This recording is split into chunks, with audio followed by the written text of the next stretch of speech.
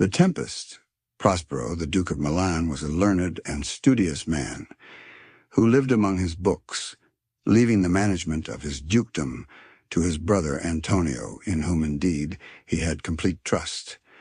But that trust was ill-rewarded, for Antonio wanted to wear the duke's crown himself and to gain his ends, would have killed his brother but for the love the people bore him. However, with the help of Prospero's great enemy, Alonso, King of Naples, he managed to get into his hands the dukedom with all its honor, power, and riches. For they took Prospero to sea, and when they were far away from land, forced him into a little boat with no tack, mast, or sail. In their cruelty and hatred, they put his little daughter, Miranda, not yet 3 years old, into the boat with him and sailed away, leaving them to their fate. But one among the courtiers with Antonio was true to his rightful master, Prospero. To save the duke from his enemies was impossible, but much could be done to remind him of a subject's love. So this worthy lord, whose name was Gonzalo, secretly placed in the boat some fresh water, provisions, and clothes, and what Prospero valued most of all, some of his precious books. The boat was cast on an island, and Prospero and his little one landed in safety. Now this island was enchanted, and for years had lain under the spell of a fell witch, Sycorax, who had imprisoned in the trunks of trees all the good spirits she found there. She died shortly before Prospero was cast on those shores, but the spirits, of whom Ariel was the chief, still remained in their prisons. Prospero was a great magician, for he had devoted himself almost entirely to the study of magic during the years in which he allowed his brother to manage the affairs of Milan.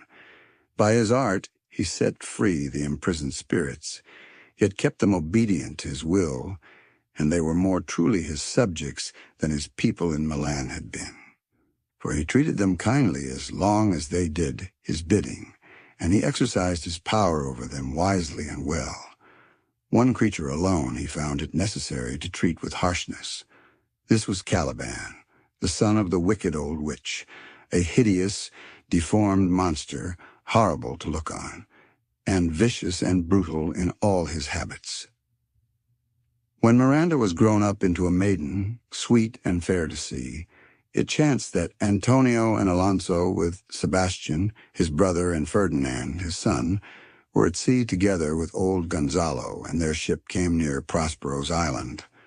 Prospero, knowing they were there, raised by his art a great storm, so that even the sailors on board gave themselves up for lost. And first among them all, Prince Ferdinand leaped into the sea, and as his father thought in his grief was drowned.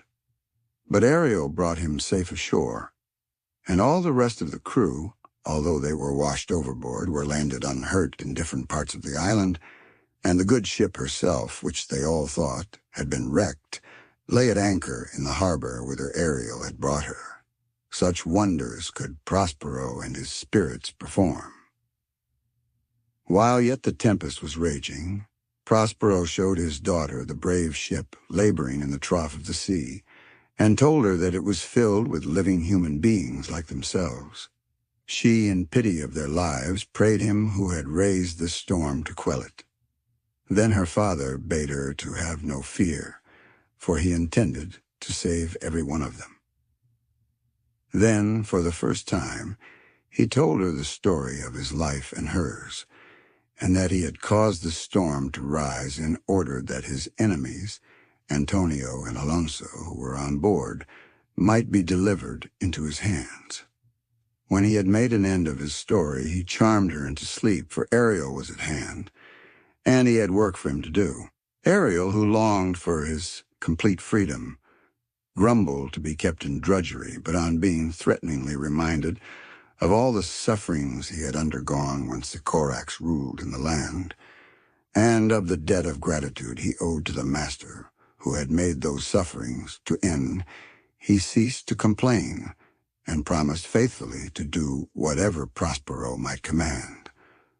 "Do so," said Prospero, "and in 2 days I will discharge thee." Then he bade Ariel take the form of a water nymph and sent him in search of the young prince. And Ariel, invisible to Ferdinand, hovered near him, singing the while. Come unto these yellow sands, and then take hands, courtesied when you have, and kissed, the while waves whist, footed featly here and there, and sweet sprites the burden bear. And Ferdinand followed the magic singing, as the song changed to a solemn air, and the words brought grief to his heart, and tears to his eyes, for thus they ran. Full fathom 5 thy father lies, of his bones are coral made. Those are pearls that were his eyes, nothing of him that doth fade, but doth suffer a sea change into something rich and strange. Sea nymphs hourly ring his knell. Hark! Now I hear them. Ding-dong bell!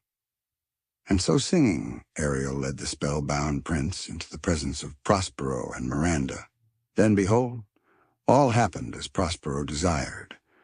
For Miranda, who had never, since she could first remember, seen any human being save her father, looked on the youthful prince with reverence in her eyes and love in her secret heart.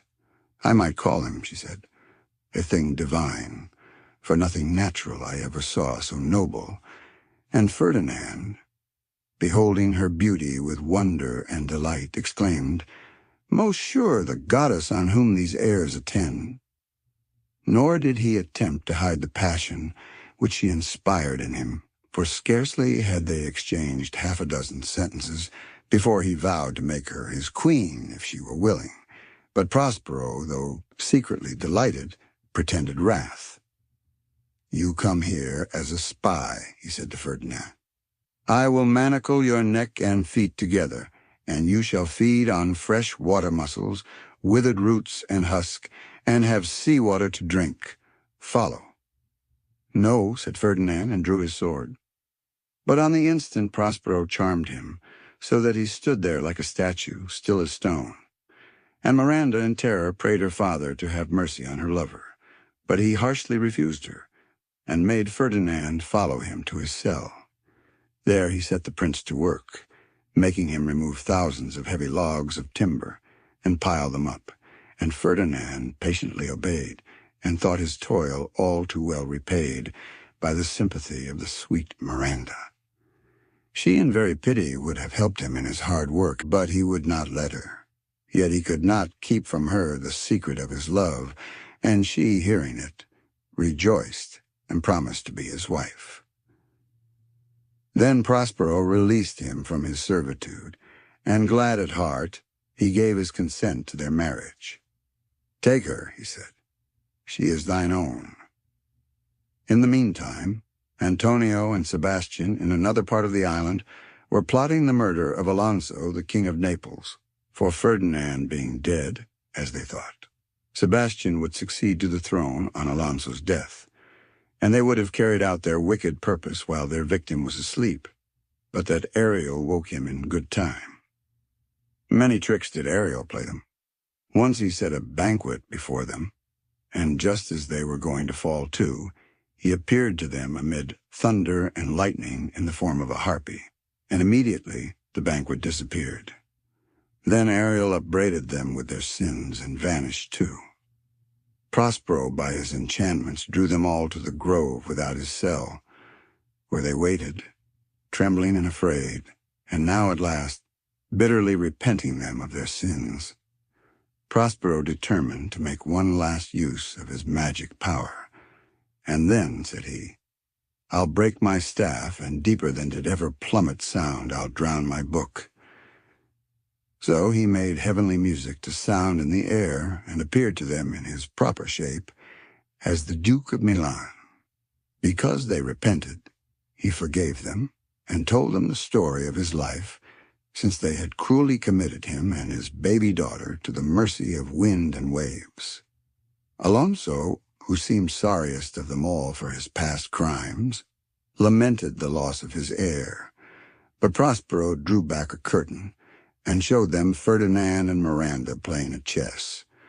Great was Alonso's joy to greet his loved son again, And when he heard that the fair maid with whom Ferdinand was playing was Prospero's daughter, and that the young folks had plighted their troth, he said, "Give me your hands. Let grief and sorrow still embrace his heart that doth not wish you joy." So all ended happily. The ship was safe in the harbor, and next day they all set sail for Naples, where Ferdinand and Miranda were to be married. Ariel gave them calm seas and auspicious gales, and many were the rejoicings at the wedding. Then Prospero, after many years of absence, went back to his own dukedom, where he was welcomed with great joy by his faithful subjects. He practiced the arts of magic no more, but his life was happy, and not only because he had found his own again, but chiefly because, when his bitterest foes who had done him deadly wrong lay at his mercy, he took no vengeance on them, but nobly forgave them. As for Ariel, Prospero made him free as air, so that he could wander where he would, and sing with a light heart his sweet song. Where the bee sucks, there suck I.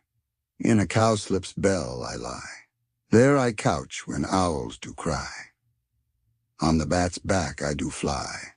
After summer merrily, merrily, merrily shall I live now, under the blossom that hangs on the bough.